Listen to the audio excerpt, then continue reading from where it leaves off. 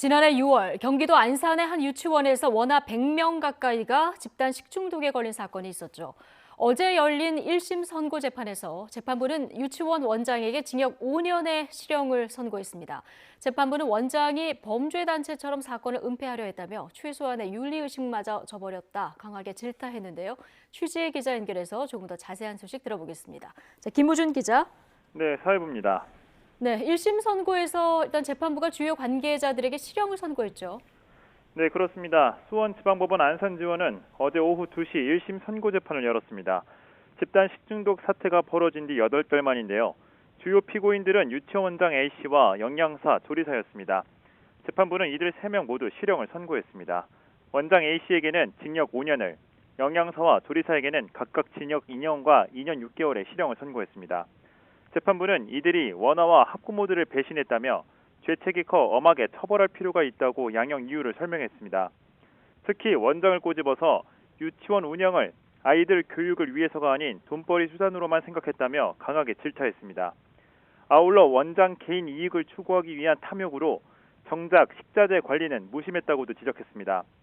재판부는 유치원 관계자들이 급식을 제대로 검수하지 않고 공급해 원생들이 회복하기 어려운 피해를 입힌 점 등을 모두 인정했습니다.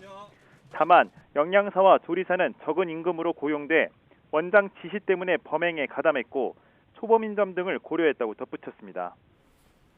네, 이제 재판부 판결 내용을 좀 보면 유치원 관계자들이 마치 범죄 집단처럼 조직적으로 사건을 은폐했다 이런 지적도 있었어요.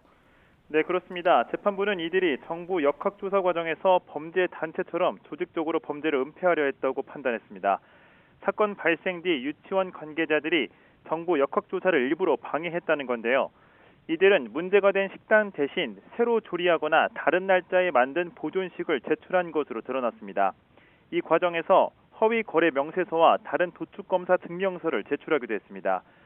수사 과정에서 이 같은 사실이 드러났는데도 원장은 다른 유치원도 같은 식으로 운영한다며 핑계를 대기 급급했는데요.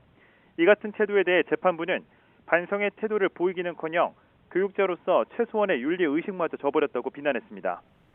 예, 지난해 6월로 좀 돌아가 보죠. 사건 당시에 일부 아이들은 이른바 햄버거병을 앓았는데 당시 피해 아동이 100명에 육박했었죠. 네, 그렇습니다. 유치원에서 첫 식중독 환자가 나온 건 지난해 6월입니다. 이후 원생과 가족 등 97명이 식중독 의심 증상을 보였는데요.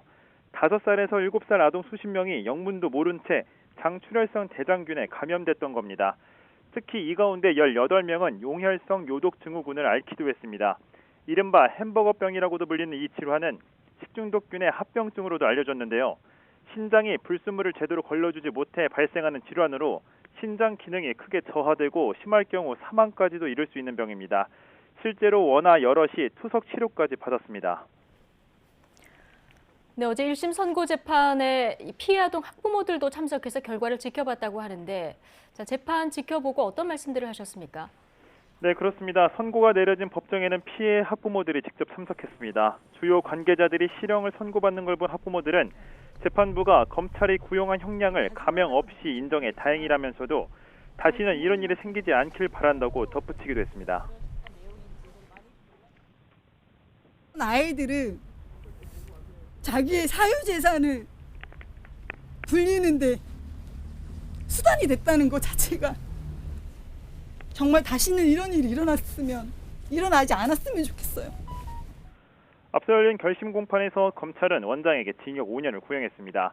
검찰 조사 결과 유치원 원장은 냉각 기능이 60% 이하로 떨어진 23년 된 냉장고에 식자재를 보관했던 것으로 드러나기도 했습니다. 지금까지 사회부에서 전해드렸습니다.